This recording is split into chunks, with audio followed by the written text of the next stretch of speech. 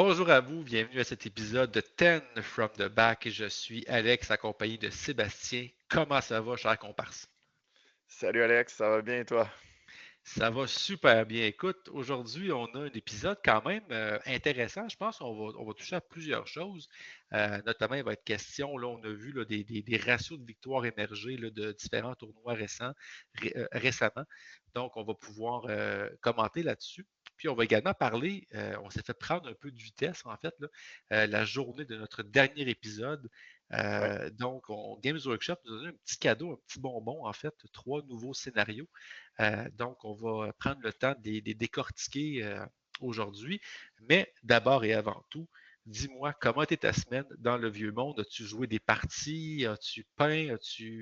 Qu'est-ce que tu as fait? Écoute, moi, je suis vraiment dans un mode découverte en ce moment avec les Nains du Chaos sur Warhol. Donc, j'ai maintenant 6 parties de jouer avec eux. Euh, une partie aussi avec les Toon Kings dernièrement, donc dans ma dernière semaine. Pas mal de millages avec des listes un peu différentes. J'ai OK. retesté la liste avec laquelle j'avais gagné le tournoi de Trois-Rivières aussi du côté des Rois des Tombes. Mhm, Donc, mhm. Avec les j'essaie de. chariots, là. Ouais, exactement. J'essaie de ressortir des combinaisons différentes pour essayer de varier un peu, voir, OK, qu'est-ce que j'aimerais apporter comme. Surtout au niveau des core units là, pour le Ouais. tournoi en équipe auquel on va participer. J'essaie de voir, OK, des chariots, c'est intéressant. Ça me permet de combiner avec mon dragon. Ça peut m'apporter la résolution de combat dont j'ai besoin. Salut, On a un petit à des bonhomme qui dit moments bonjour. opportuns. Ouais, un petit bonhomme. Donc, c'est ce que j'ai fait. Puis ça a somme toute assez bien été. Donc, un match nul, 4 victoires, 2 défaites. Donc, plutôt agréable. Ah, Et toi? c'est pas ça. Écoute, moi, je suis rendu une machine de peinture, crois-le ou non. Ouais. Pour vrai, puis tu sais, regarde, là, je les ai à côté de moi. Tu sais, je suis quand même assez fier, là. Euh, donc, mon armée de Nightly Order, justement, là. Donc, elle ressemble à ça. Quand même cool, là. J'en ai peinturé Mm, beaucoup ces derniers temps pour le tournoi en équipe, justement, auquel on participe ensemble. Pour une des rares fois, j'ai quand même un petit peu de temps ces temps-ci, puis j'ai la motivation, j'ai trouvé un bon scheme. C'est mon défi de l'année, donc de peindre une armée complète. Puis une armée de chevaliers, en fait, ce qui est le fun, c'est qu'il n'y a pas tant de modèles que ça. Fait qu'une fois que tu prends, tout à fait. c'est routinier, mais quand même. Fait que je suis très fier du progrès. Là. J'approche la moitié de l'armée. En frais de modèle, là, j'ai 40 modèles dans l'armée. J'en ai, je pense, 17 de pain. Là. Donc, ça avance bien, mais là, je devrais être bon pour finalement jouer un peu de partie. Là. J'ai été, lors des dernières semaines, avec le Grand Clash récemment, puis tout ça. Ouais. Là. J'ai joué au Grand Clash, c'est sûr, là, mais depuis quelques semaines, j'ai pas eu le temps de faire de partie depuis le Grand Clash. Mais là, dans les prochains jours, je devrais me rattraper un peu. Écoute, c'est toujours c'est cyclique parfois, hein, les parties, là. Ben, on donne un coup dans le côté hobby, après ça, on, Mhm. on joue des matchs, on joue des matchs. Moi, en ce moment, c'est vraiment les matchs qui, qui sont productifs. Hobby, j'ai complètement mis ça de côté. Mais tu le sais, j'ai T'as une pas le grosse choix. commande pour le mois de mai. Donc, Mhm. je suis en train de regarder comment je vais procéder là, pour faire de la production en série de squelettes. Donc, Mhm. j'en ai plusieurs à préparer, mais ça devrait, ouais, on va garder ça simple. Moi, je me fixe comme objectif, tu sais, de faire une base qui a de l'allure, que je vais pouvoir retoucher par la Ah oui. suite, mais au moins que ce soit là, éligible là, à un tournoi full paint. Pour vrai, là, je dis ça, mais c'est le pot Skeleton Horde contraste. Là. Ouais, C'est ton meilleur ami. Mais, ouais. mais en fait, ouais, j'ai regardé des tutoriels sur YouTube. Je pensais même, c'est sûr que le contraste de Skeleton Horde, c'est une belle option, mais quand on a autant à faire, j'aimais peut-être l'idée du Army Painter, Strong Shade directement avec. Ça va peut-être permettre de faire toutes les couleurs d'un coup, donc au niveau là, des contrastes. Puis après ça, je pourrais passer avec un petit Oui, highlight oui. éventuellement. Je pense que ce serait une option rapido presto pour avoir l'effet de masse de 30-40 squelettes. Là, c'est l'effet de masse, puis les boucliers quand c'est des guerriers ou les arcs quand c'est des Ouais. archers qui va être important. Là. Sinon, on va pas regarder chaque squelette individuellement dans un régiment. Là. Non. C'est ça. En fait, pour ceux qui se posent la question, c'est qu'on veut un tournoi où la peinture est obligatoire. Donc, on a chacun une lourde commande, en fait, pour avec Certains plus que d'autres. certains plus que d'autres. Mais c'est ça. Donc, je fournis quand même 50% des armées, une qui est complètement peinte, l'autre qui ne l'est pas Ouais. du tout. Donc, on a quand même un peu de pain sur la planche, mais on s'en sort bien. Mais puis, tu sais, tu disais, tu joues beaucoup de parties. Tu sais, oui. Ces temps-ci, tu sais, moi, je joue pas sur Warhol pour un Mm. paquet de raisons. Tu sais, je trouve que c'est une belle plateforme pour ceux qui l'apprécient. Moi, l'attrait principal de jouer, c'est avoir mes figurines. Fait que, tu sais, Ouais, Warhol, 100%. fait que ça vient. Mais bref, tu sais, je suis pas à ce point-là en manque de jeu pour justement faire des. J'aimerais ça, c'est où c'est le fun de jouer contre des joueurs d'ailleurs. Mais c'est ça. Bref, je comprends que moi, c'est plus là que je vais avoir du temps.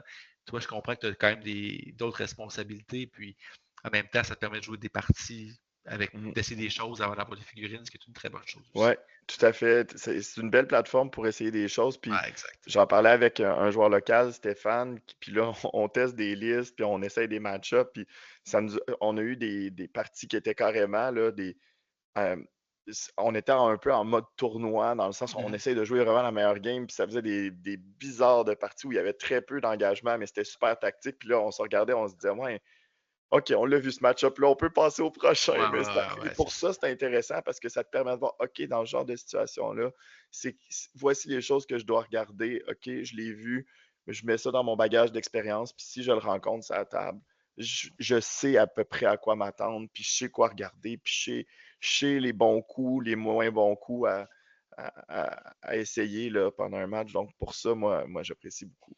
Mais sinon, écoute, je te vois qui voulait faire la transition, mais je te prends de Mais vitesse. parlant de tournoi, Ouais, parlant de tournoi, euh, écoute, on a eu des données assez intéressantes de Warhammer ouais. qui sont sorties là, hier ou aujourd'hui, là, si je ne me trompe pas. Là. Ouais, puis en fait, c'est toujours, puis moi, j'ai toujours, comment je dirais ça, là, dans une ancienne vie, quand j'étais sur West Geeks, on parlait beaucoup de ces données-là. Tu sais, des fameuses win rates, là. Je sais pas c'est quoi le terme en Ouais, français, mais des le pourcentages de ratio de victoire, victoire, là. ratio de victoire, c'est ça. Donc, on avait ça, puis euh, toujours donc par faction. Puis on sait que la cible de Games Workshop, c'est le 45-55 pour chaque faction. Mhm. Donc avoir un équilibre là-dedans. On a 45-55%, donc Games Workshop considère que c'est des listes disons, qui sont balancées. Moi, j'ai jamais été un fan de ces chartes-là, personnellement. Il y a un nombre énorme, je pense, de problèmes, je dirais, en tout cas, bref. Mais c'est sûr qu'en même temps, c'est tout ce qu'on a pour se baser sur, pour quantifier les parties. Donc, c'est un nombre élevé de parties qu'on peut comptabiliser, mais je trouve qu'il y a beaucoup de biais là-dedans, puis qu'il y a beaucoup de problèmes méthodologiques, en fait, Ouais, dans la compilation de ces résultats-là. Mais on pourrait les afficher puis en discuter aussi. ouais, Tu sais, je te partage ça c'est mon petit immédiatement. disclaimer, là. Ma petite mise en garde éditoriale, là. Non, mais je trouve ça intéressant ce que tu apportes comme nuance. Puis bon, on voit le graphique à l'écran. Ouais. Euh, bon, moi, je vais commencer en disant, avant même qu'on regarde l'analyse pointue, il faut faire Mhm. attention avec ces données-là. Parce Ben que oui. oui, il y a un nombre important de matchs qu'on regarde pour certaines armées, 358 armées, par exemple, 358 parties, pardon, pour les IELTS, c'est énorme.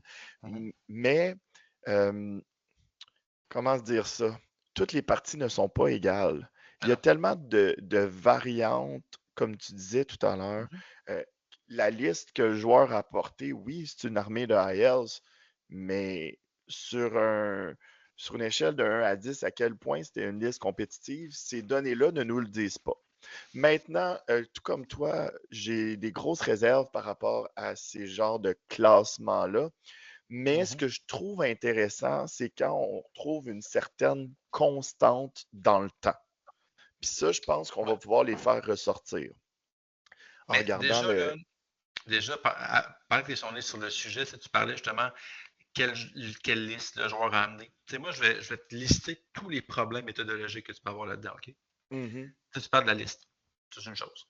Deuxièmement, parlons juste de la qualité du joueur en tant que tel. Tout à fait. Je veux dire, tu peux avoir un débutant qui va jouer une liste culte mortuaire puis qui ne saura pas comment la jouer. Puis bon. Parlons aussi de l'événement en tant que tel. Est-ce que l'événement est fort, a beaucoup de joueurs de bonne qualité? Ouais. Autre chose, est-ce que l'événement a des règles de composition particulières? On en a vu de toutes les sortes jusqu'à Ben maintenant, oui, ben effectivement. oui. Autre chose, au-delà des règles de composition particulières, est-ce que le tournoi utilise différents scénarios ou objectifs? Comme au Clash, on avait des objectifs qui sont secondaires, qui permettaient à des armées peut-être plus contrôle, moins aggro, de pouvoir tirer le épingle du jeu. Mais ça, on le sait. Il y a plein de choses qu'on ne sait pas. Puis au-delà de tout ça, tu sais, OK, mais quel a été mon parcours? Puis autre chose, est-ce que c'est quelques joueurs, une poignée de joueurs qui jouent une armée? Si je regarde par exemple, premier choix, Errantry Crusade. OK, hey, Tout à fait. 74% de win rate. Wow, mon Dieu, quelle liste le fun. OK, sur 19 parties, un, c'est rien. Deux, est-ce que c'est le même joueur qui est un très bon joueur avec une liste? Puis, il y a tout ça qui joue. Puis, selon moi, ça vient un peu discréditer. Il y a beaucoup de données aberrantes dans ce tableau. Oui, puis tu sais, je pense que ces données-là sont intéressantes, ça alimente la conversation, ça nous Oh, oui, permet de clairement. voir certaines tendances, comme je l'ai Ouais. dit, mais c'est toujours à prendre avec un grain de sel. Mhm, Donc, si tu permets, on regarde, ben, tu l'as nommé, l'éléphant dans la pièce, mhm, euh, l'Errantry Crusade, qui est première liste en termes de win rate avec un 74%. Bon, l'échantillon est petit, puis honnêtement, plusieurs classements ont été faits et la liste de l'Errantry Crusade est souvent considérée comme médiocre au mieux, et mhm, pourtant, mhm. ben, on voit qu'il y a des gens ou une personne qui ont réussi à performer. Dans quelles circonstances est-ce arrivé? On ne le sait pas. Tout Exact. ce qu'on sait, que ce sont des événements de 2000 points et, Mhm.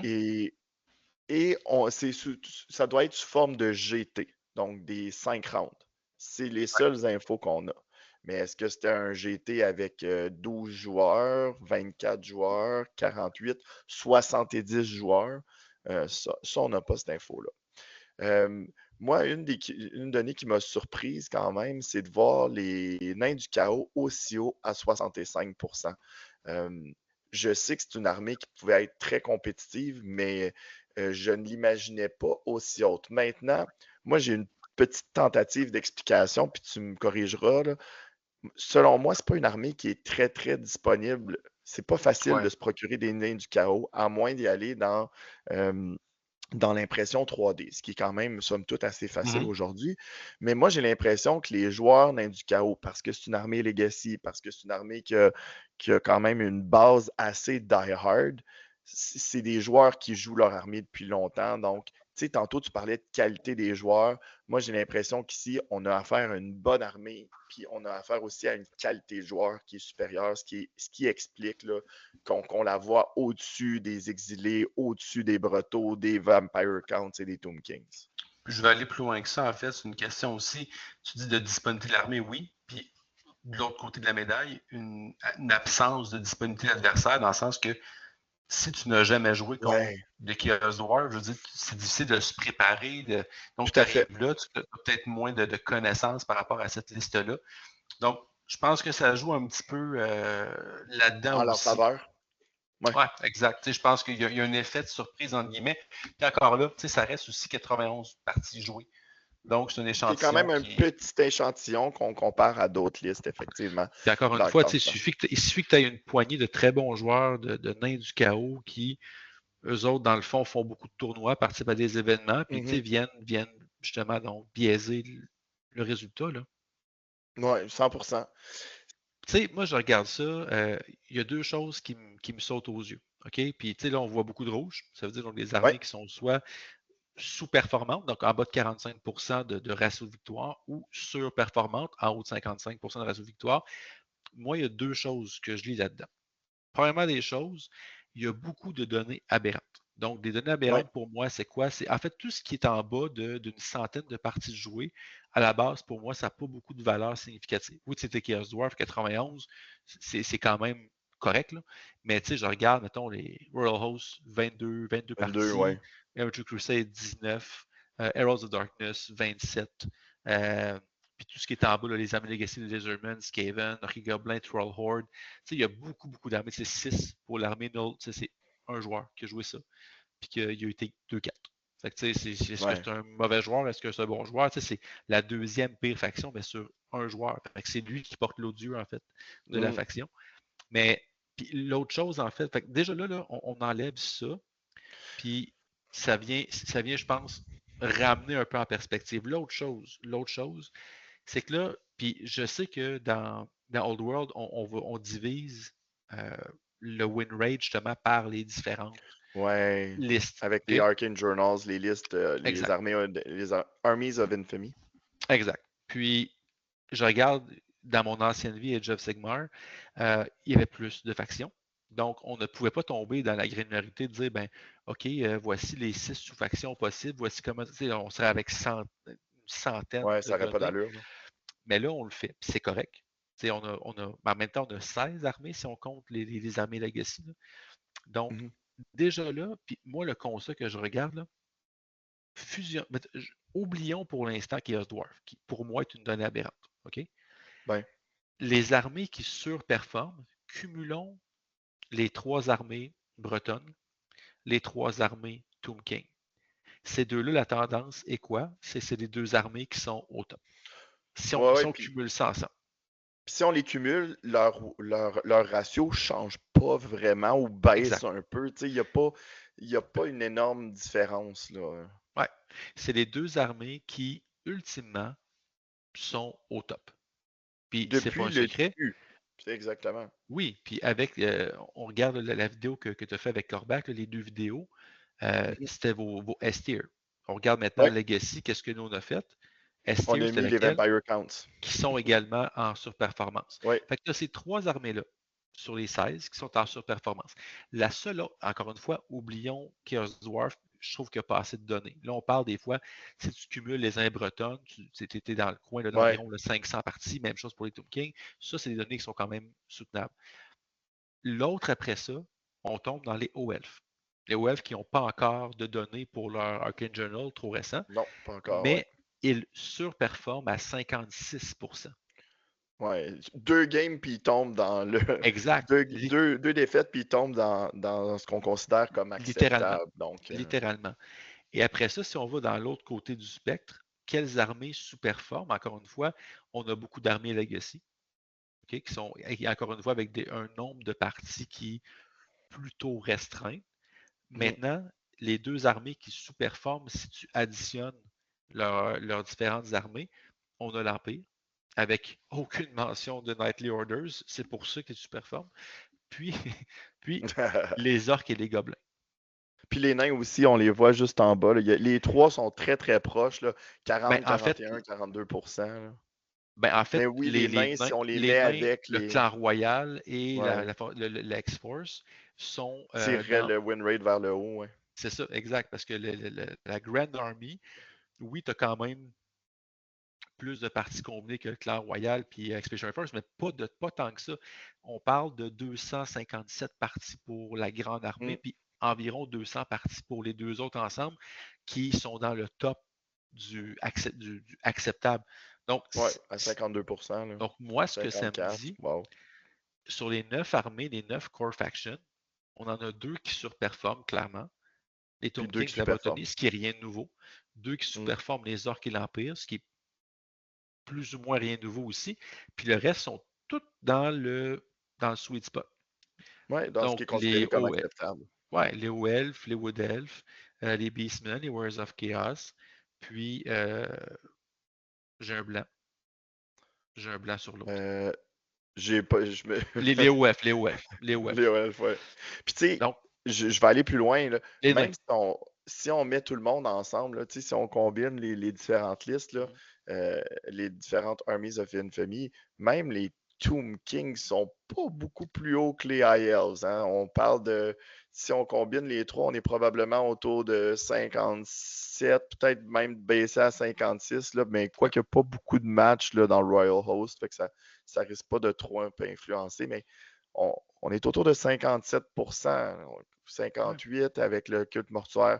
On n'est pas dans quelque chose de complètement aberrant. Un peu en haut, définitivement. On ne se fera pas de cachette. C'est un bel Exact. avantage compétitif.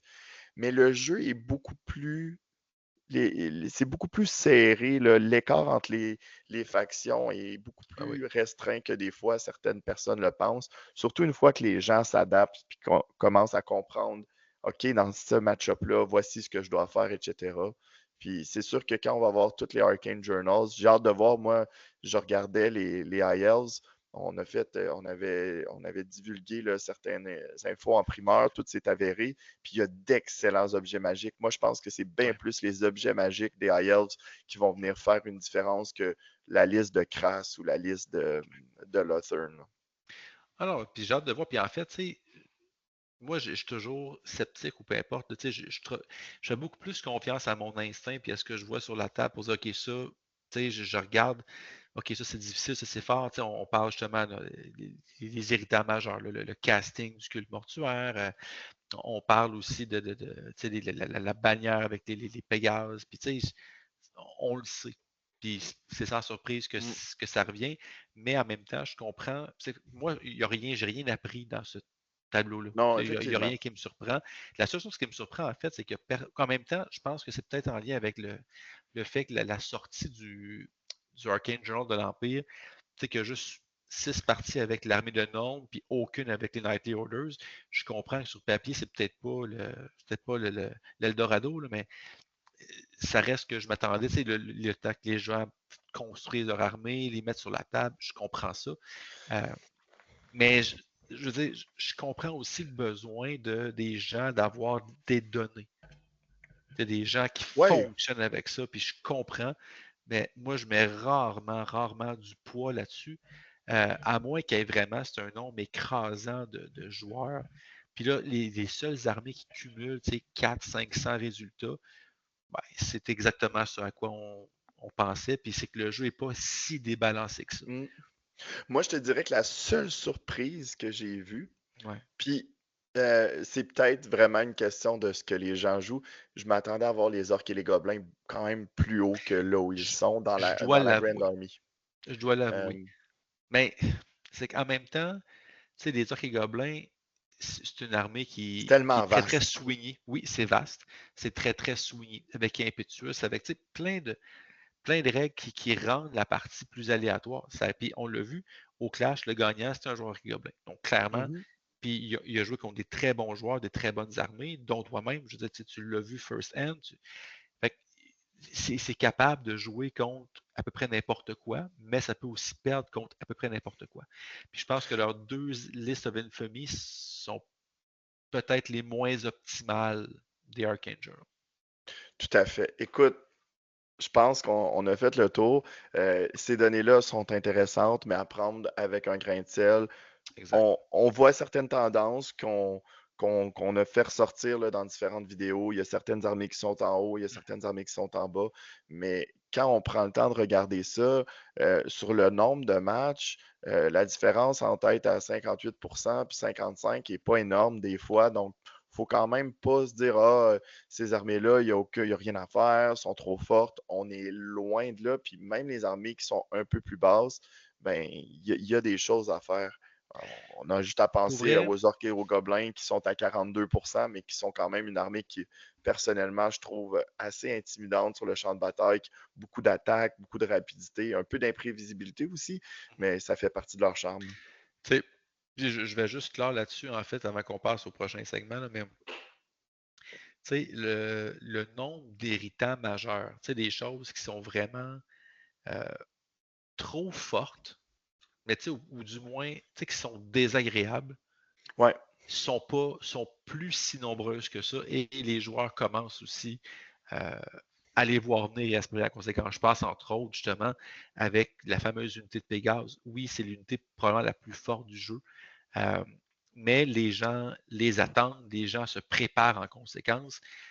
Donc, autant que, puis ça, c'est un peu l'effet pervers de ces tableaux-là, c'est que tu vois les win rates, ah ben coudonc, tu sais, je vois que la Bretonie performe, mais je vais sortir mes Bretons, je vais voir c'est quoi les listes, donc je vais jouer ça parce que je veux dans ce tournoi, je veux gagner, mais je veux qu'est-ce qui est fort. Donc, et là, mais plus tu joues ça, plus tu as des joueurs qui se préparent en conséquence, qui Mm. développent des trucs, qui développent.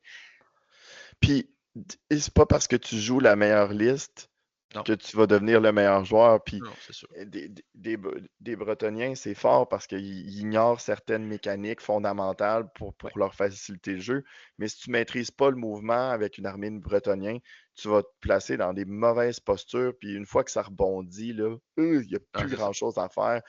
Quand ça se met à tomber, c'est pas évident. Donc, oui, c'est une armée dans les mains d'un bon joueur qui va conférer un bel avantage, mais c'est pas un pay to win ou un easy mode. C'est pas ça du tout. Non.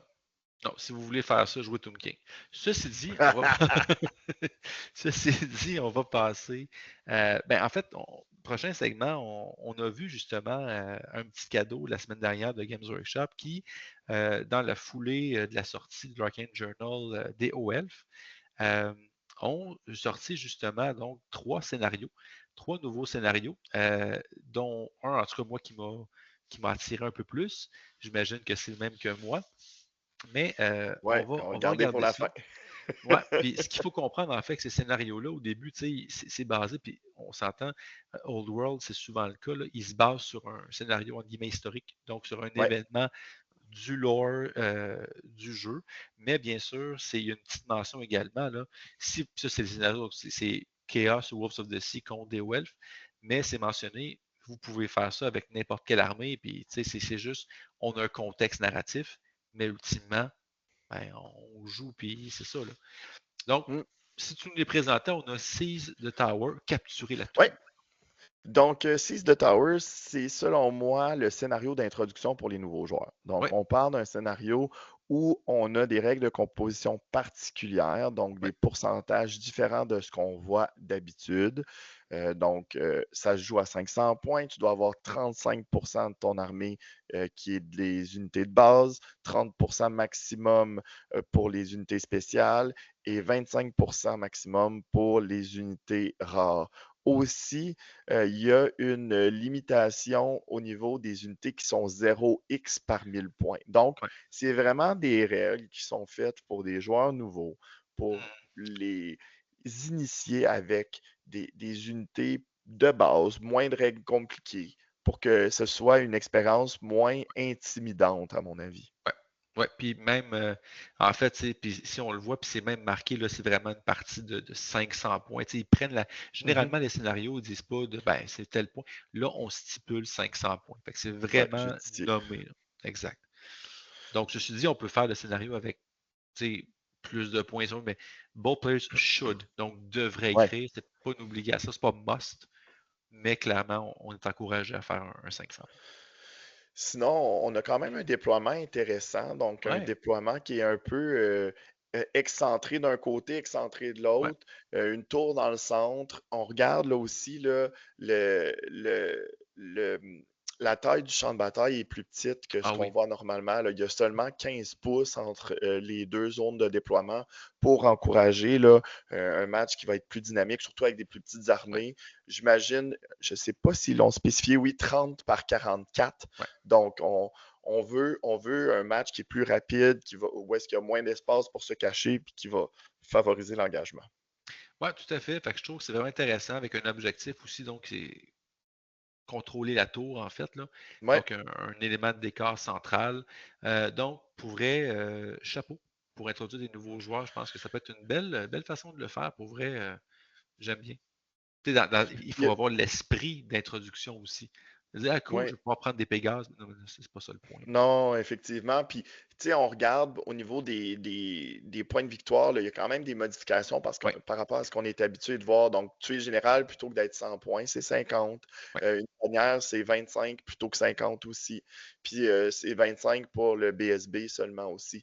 Donc, euh, Et tout ça 100 points fait pour la que tour aussi. ouais. Dans le fond, ça permet de garder les matchs un petit peu plus serrés. Si tu tues le général puis tu donnes 100 points dans un match de 500 points, ça fait en sorte que ben, la partie est presque automatiquement perdue avec le système de différentiel. Donc, Ouais, euh, je trouve ça intéressant. Des petites modifications pour garder ça serré puis plus plaisant pour les nouveaux joueurs. ouais, je suis d'accord. Bon scénario. On enchaîne avec le deuxième scénario. Je vais zoomer un petit peu aussi pour celui-là, qui est The Toppling of the Waystones. L'écrasement de la Celui-là. pierre des chemins. Ouais. Écoute, celui-là, j'adore les traductions françaises, tu me connais. Écoute, c'est Oui, tellement drôle. Je suis enseignant de français au secondaire et j'ai une allergie aux traductions. oui. Ah oui, Cordonnier mal chaussé. tout à fait. Euh, Celui-là, c'est, à mon avis, le scénario narratif multijoueur par excellence. Oui, absolument. Donc, si on regarde historiquement, il suggère de jouer soit des guerriers du chaos ou des Wolves of the Sea contre des hauts elfes, soit de la Grande Armée ou encore de la Seaguard. Sea Guard Garrison, exactement.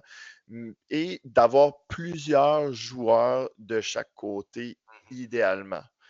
Donc, ça, je trouve ça intéressant. Sinon, il y a des règles particulières qui Oui, expliquent quoi faire au niveau des pièces de décor. Donc, oui, plus il y a plus il y a d'armées aussi, plus il suggère d'agrandir la oui. table. Donc, encore une fois, euh, ce n'est pas les dimensions standards du 2000 points là, de 4 par 6. Ça va vraiment dépendre de combien il y a de joueurs de chaque côté. Déploiement asymétrique aussi. Donc, c'est pas les deux Oui, joueurs, l'attaquant et le défendeur, qui peuvent avoir donc un déploiement différent. Donc, déjà là, c'est intéressant aussi. puis si on regarde, la personne qui défend une zone de déploiement plus étroite, mais beaucoup plus profonde, alors que l'attaquant, lui, peut prendre toute la largeur, mais il y a moins de profondeur au niveau là, de sa Ouais. zone de déploiement. Et quand on regarde, ben, il y a seulement 18 entre les Mhm, deux armées aussi, là, mhm. plutôt que le 24 traditionnel. Et on a une pièce de décor centrale, mais la personne qui défend a une position avantageuse pour marcher sur cette pièce de décor qui est importante pour le scénario. Tout à fait. Si on regarde les règles spéciales, euh, encore une fois, c'est là que je trouve que l'élément narratif où Ouais. on intègre des trucs qui ne sont pas nécessairement toujours balancés, mais qui vont être très agréables à jouer dans un Ouais. contexte de match multijoueur où l'histoire est plus importante que le résultat. Donc, il y a Arcane Conduits à l'intérieur de 12 pouces. Tous les sorciers ont un bonus de plus 1 pour lancer leur sort. Par Ouais. contre, il y a un petit par contre, si jamais il y a un miscast, le sorcier a un modificateur de Moins deux. -2 pour, pour lancer sur la table. Et honnêtement, c'est pas Non? un mauvais malus parce que si tu peux rouler en bas de 9 avec le modificateur, ça veut dire qu'il y a très peu de chances que ton miscast ait des grosses Ouais. conséquences désastreuses comme finir ta phase de magie dès ton premier sort. Mais en fait, tu sais, on se le cachera pas, là, venant de l'époque de Fantasy, là, où est-ce que avoir Oui, un fiasco, là, c'était. Mais là, honnêtement, si on dit un joueur qui joue aucun mage dans ses armées, là, mais tu sais, c'est beaucoup moins pire. écoute, je jouais des Hommes Lézards en 8e édition avec un slan dans des Temple Guard. Premier tour, fiasco. Puis je roule le pire, là, où est-ce que ton mage, il disparaît dans les terres avec un template de 5 pouces, puis tout le monde qui est autour de lui. Ben, ok, j'ai perdu mon slan, puis mon unité de Temple Guard contre des démons du Donc, la chaos. Je sais partie. pas si tu le sais, ça commence mal. Ah ouais, ça. Je perds la partie. Ouais. Deuxième règle spéciale, Cloying Mist. Donc, c'est des brumes qui protègent l'île, qui sont là grâce aux Waystones. Et bon, à l'intérieur de 12 pouces, tout le monde qui est là est -1 pour Ouais. se faire tirer dessus. Donc, super thématique, ça va avec le scénario. Je trouve ça intéressant. Et c'est un scénario de type Breakpoint. Est-ce Et que tu nous en parles un peu? juste pour Ah, vas-y. finir sur Cloying Mist, en fait, là, et t'as un Guntain qui marche like a boss avec son gun qui s'en fout. Ou des J'adore Toon ça. Kings. Ah oui, oui, c'est ça, exact, exactement.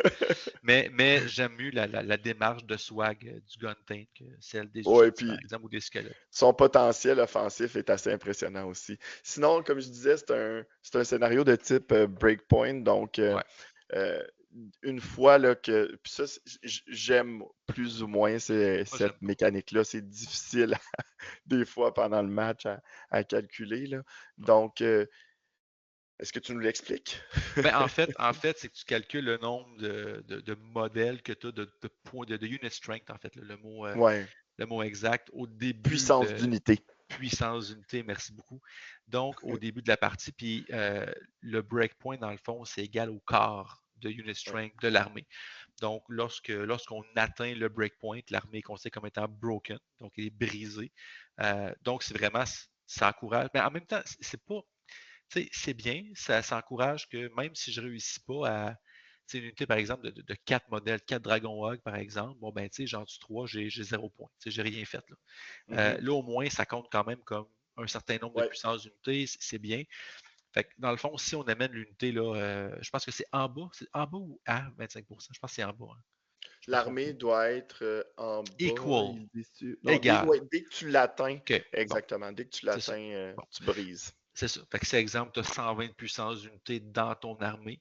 Euh, dès que tu atteins, dans le fond, 30. Donc, dès que tu as tué Ouais, 90 de puissance d'unité, l'armée adverse est brisée. Et lorsqu'elle est brisée, ben là, on donne des points de victoire là, c'est pour avoir brisé l'armée de l'autre, essentiellement. ouais, ben dans le fond, automatiquement, l'autre a gagné aussi, là. C'est pas plus compliqué que ça. Puis là, il faut voir exactement Oui, c'est c'est ça. quoi Si les... le non, je différentiel. pense pas. Ouais. Tu as raison. Je me suis Oui, oui. trompé. Tu gagnes. Parfait. J'ai Parce que rien dans dit. le fond, tout le reste de l'armée disparaît. Ça te donne Ah un oui, c'est ça. bonus.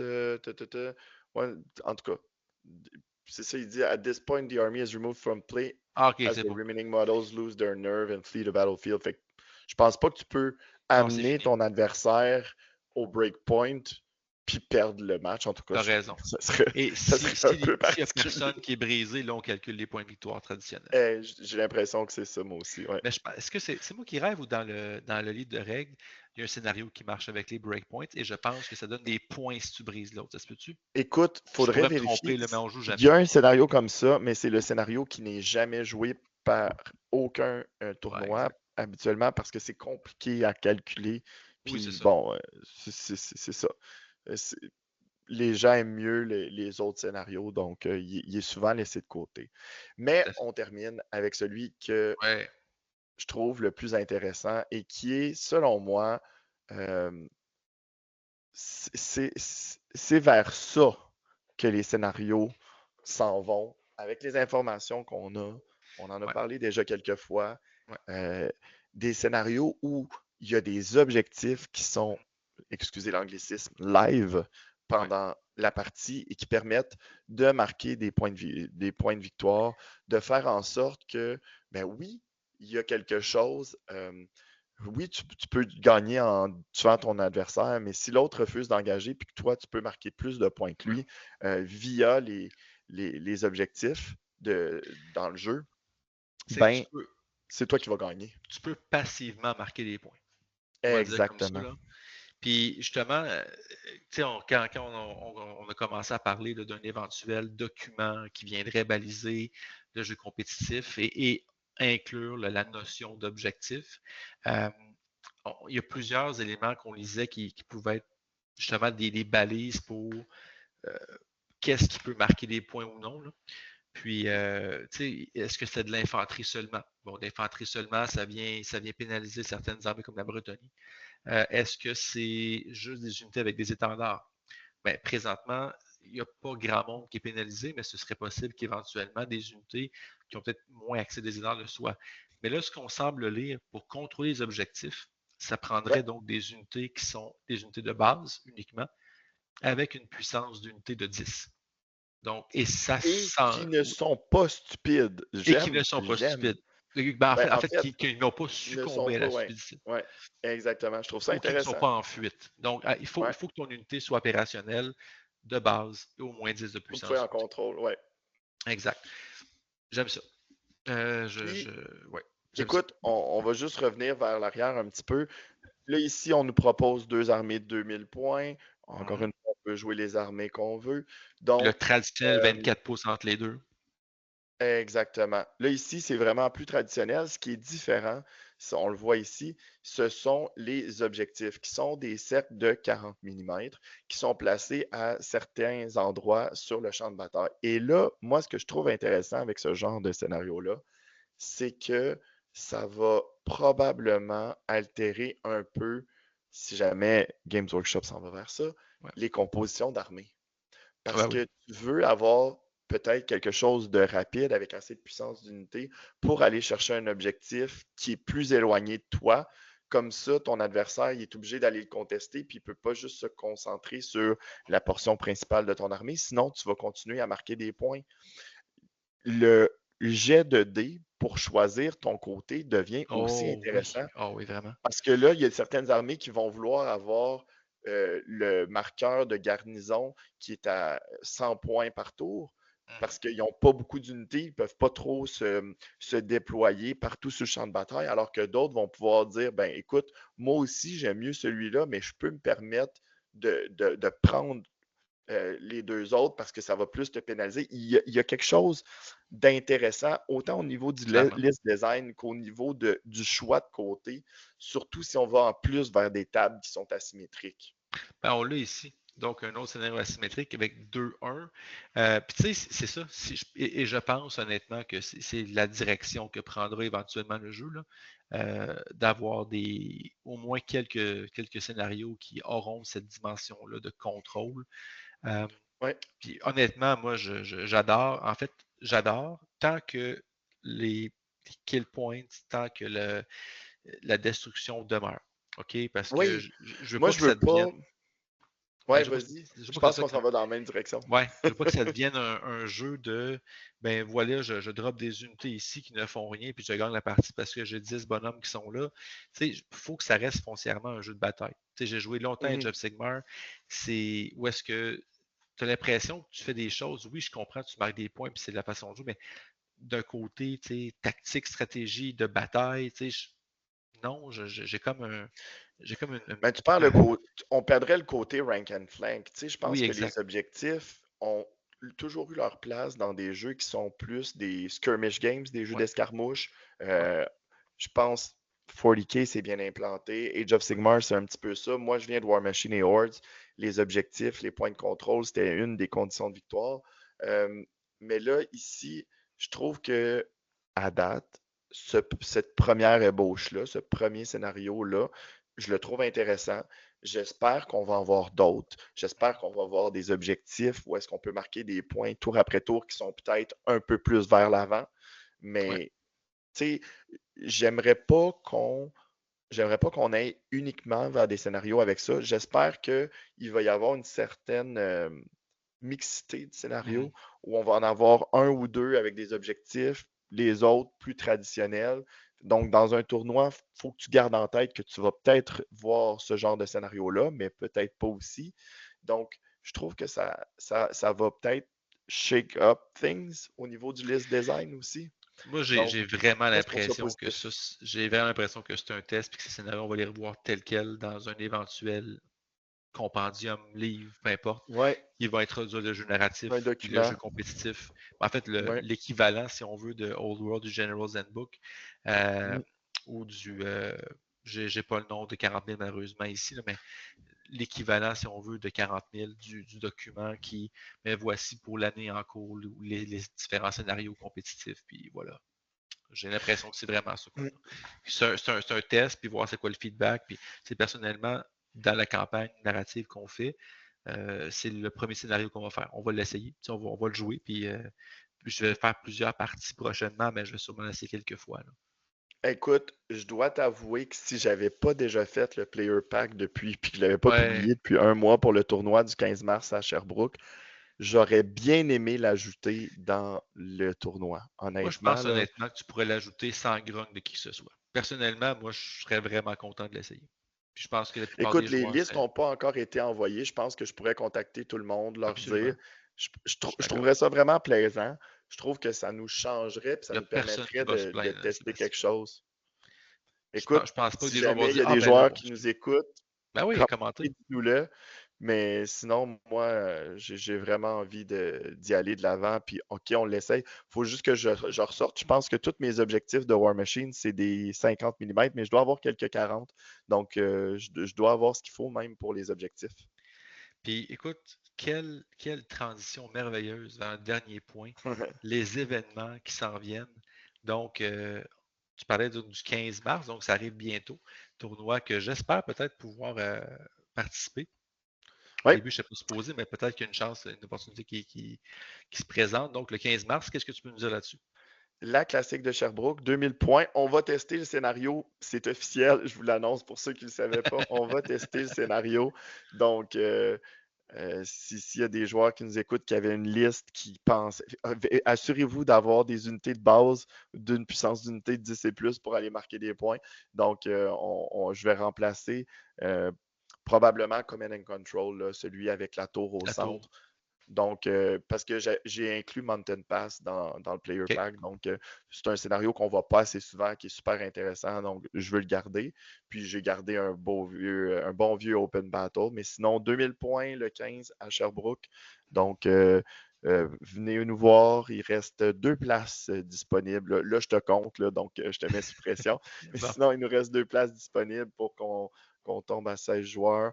Donc, il y aura aussi là, tournoi de 40K, tournoi des OS. Si entre vos rounds, vous voulez vous promener, aller voir ce qui se passe Ben là-bas oui. dans les jeux de Games Workshop. Et le 15 mars, il y a aussi un super tournoi à Gatineau. Ouais, serrer les rangs organisé par la boutique FDB, par François Saint-Pierre-Dubois. Donc, Salut si c'est. François. Salut François, ben oui, on salue. Donc, si vous êtes dans le coin, là, c'est encore une fois un très bel événement à coup sûr, avec quelques règles justement là, qui sont là pour, je dirais, Favoriser revigorer l'infanterie. l'infanterie, là. Exact. Donc, si c'est quelque chose qui vous intéresse, je pense que c'est un événement qui serait intéressant pour vous aussi. Ça fait le tour? Pour l'instant, oui. Encore une fois, là, et je sais qu'il y a un suspens, mais honnêtement, je pense que le petit événement, ce que je voulais faire initialement, c'est un événement en équipe au mois d'avril. Je pense que présentement, les cartes sont peut-être pas alignées, C'est un mais peu restreint dans le ouais, temps. ouais, c'est ça. Fait qu'on on va voir, mais nous, en ce qui nous concerne, on sera également à Ottawa. Donc, le Ouais, week-end du 2-3 ou 3-4, je sais, mais je sais jamais. c'est le 3-4. Ouais. Bon, 3-4, tournoi en équipe, donc 8 équipes de 4 joueurs, dont Val de Squarebase Studio. Studio Squarebase, tout court. Ouais, Squarebase Podcast. Podcast, pourquoi j'ai dit studio, j'ai aucune idée pourquoi.